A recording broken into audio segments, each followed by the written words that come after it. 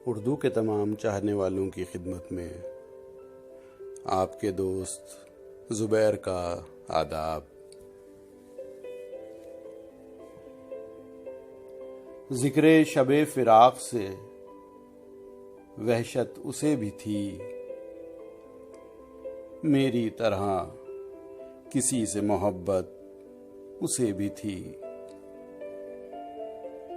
मुझको भी शौक़ था नए चेहरों की दीद का,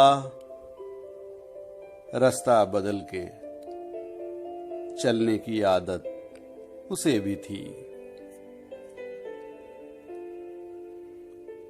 उस रात देर तक वो रहा महवे गुफ्तगू, मसरूफ मैं भी कम था, फरागत उसे भी थी।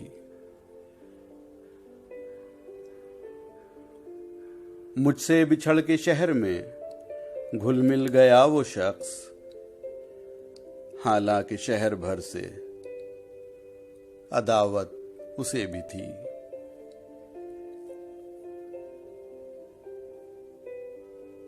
वो मुझसे बढ़ के ज़ब्त का आदी था, जी गया वरना हर एक सांस क़यामत उसे भी थी।